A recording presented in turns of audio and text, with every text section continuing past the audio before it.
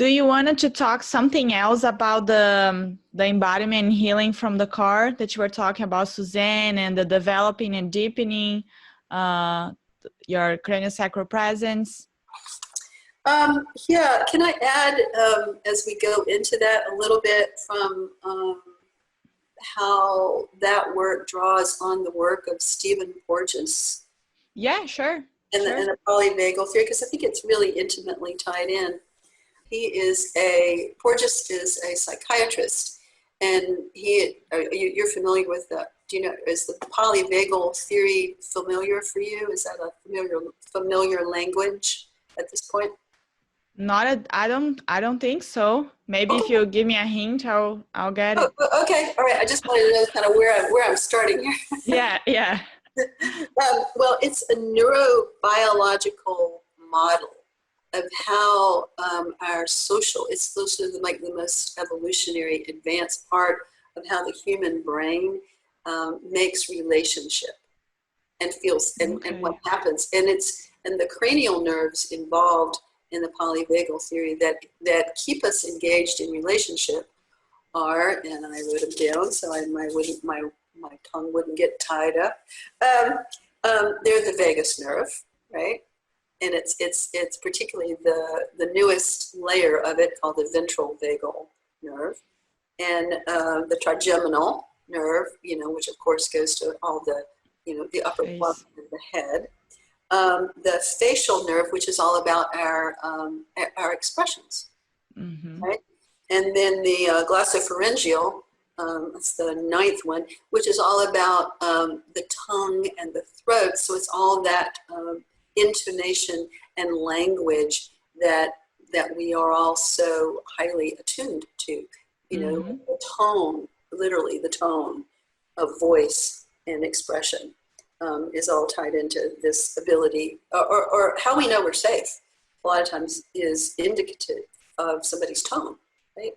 And their facial expressions, and then the accessory nerve, which goes to the upper traps and these muscles here, which is the rotation, the tilting, the flexion. So like body language.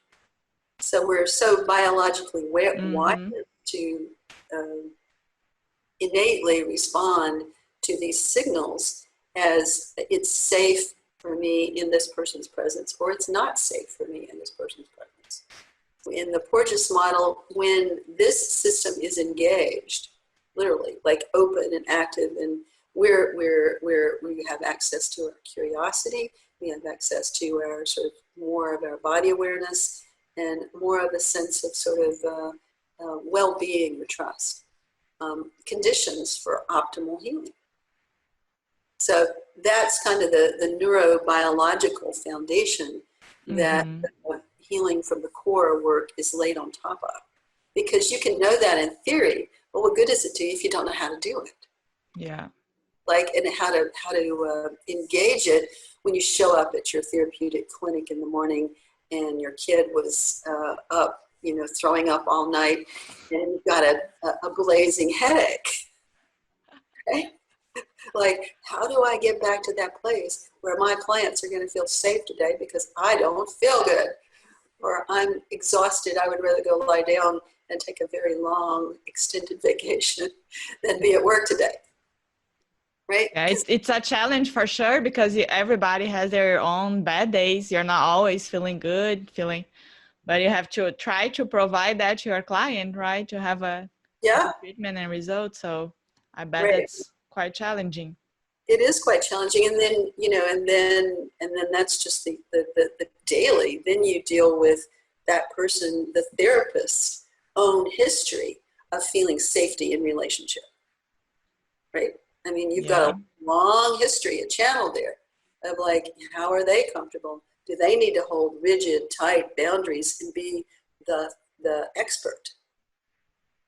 Right? So it really feels so, I guess the embodiment piece here is, it feels when people first have this experience of being met by somebody who's safe and grounded and really, like, if you can hear me, I'm sort of settling back into my own backbone here a little bit, and the tone of my voice shifted. Did you notice that?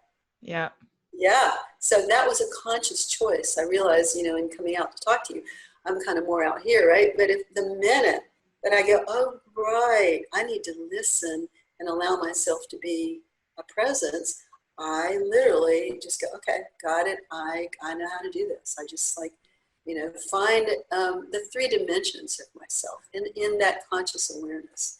You have to know when to shift your behavior, your how you act.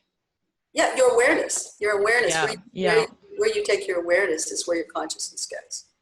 I mean, that was one piece I learned from Bonnie Cohen in the 80s, right? And so it's just continued throughout the evolution of this whole therapeutic presence and embodiment.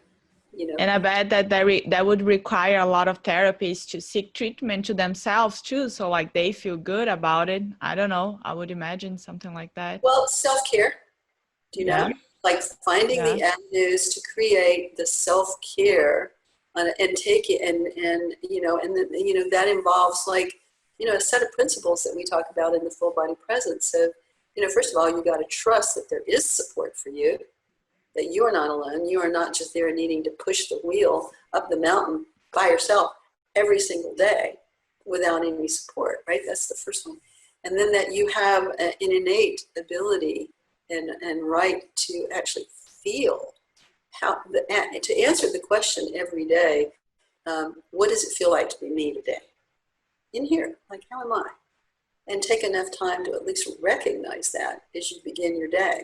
I mean, that doesn't have to take a whole lot of time, right? Mm-hmm. Even that very simple dynamic of noticing what it's like for me on the inside to embody how I am. And it might be, I've got a really bad headache.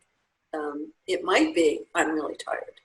But that's just part of me, right? The minute I give that some space, I let myself settle in with that, it's already changed, And then to integrate how we are able to, a lot of people get really shocked when they first start to dive into noticing, slowing down. They're let me bring in another practitioner here that I want to talk about a little bit. Martha Eddy was a colleague of mine in the body mind centering field, and she is a university professor up in New York. Runs training programs and does research on embodiment and somatic practices. And she has a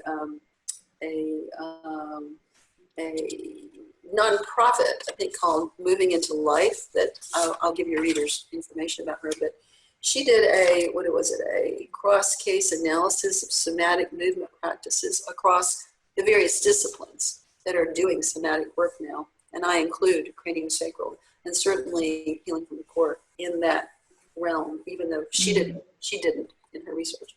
But she says there are commonalities to this embodiment practice that she found amongst all of those, which is that slowing down, just taking time to notice how does it feel to be me today, to feel the sensation that arises from within.